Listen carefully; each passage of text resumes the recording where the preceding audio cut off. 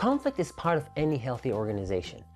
In fact, organizations that avoid conflict do much worse than ones that embrace it.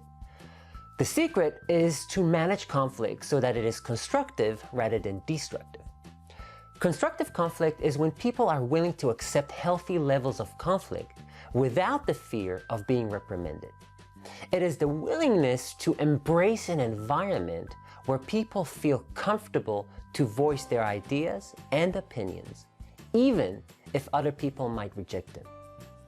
This type of constructive conflict is very important for generating new ideas. It helps find the best solutions and it helps facing difficult truths.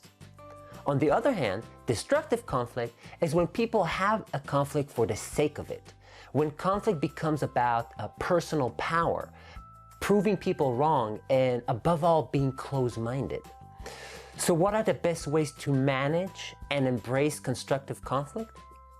So first, as a leader, create a safe space environment where people feel comfortable to speak their minds. Never, and I mean never, punish people for speaking up. A lot of managers say that they don't, but what they actually mean is, I will not as long as I agree with you. And by punishment, I don't only mean to actually reprimand people, but even just belittling their ideas or simply dismissing them is enough.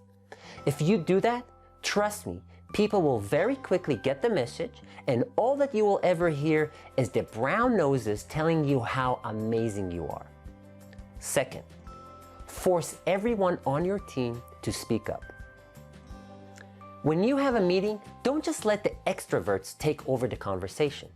Make it a key point to personally ask each and everyone in the room for their opinion. Yes, not everyone will have a strong opinion about what you're talking about, but the point is to generate an environment where everybody has an opportunity to voice their opinions. Trust me, after you do this for some time, you'll see an amazing change in the dynamics of how the team embraces constructive conflict and the levels of ideas that they are generating. Third, try to avoid compromise. I'm serious, I'm not joking here.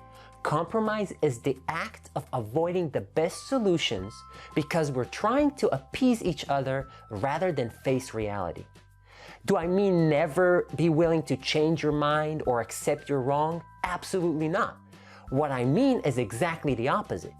Be willing to admit you're wrong and change your mind, but without the expectation that the other side will compromise so you get something in return.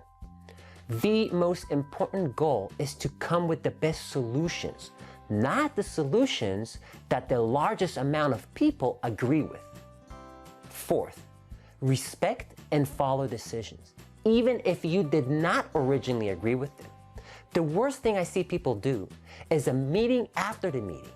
You have a meeting, you come to some conclusions and action items, only to find out that there was a meeting after the meeting that totally contradicts everything that you agreed on. Please, for the sake of all of us, don't be that person. The one that simply cannot comply with any decision that he or she was not part of or agreed with. For everything I mentioned before to work, there has to be an understanding that once decisions and constructive conflicts have reached an agreement, people will follow them full-heartedly and not try to undermine them. I'm not saying that conversation should not continue and new suggestions presented, but only if there's new information that was not originally as part of the conversation. Otherwise, what you get is an environment where people stop believing that any type of discussion means anything, since no matter what they say, the real decisions are made in other meetings.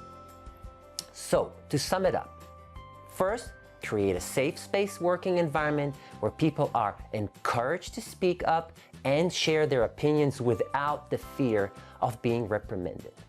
Second, force everyone to be part of the conversation. Do not let the extroverts take over the discussion. Third, avoid compromise. What you want are the best solutions, not the ones with the least amount of people being offended. And fourth, respect and follow agreed upon decisions. Only restart the conversation if you have new data that was not part of the original discussion.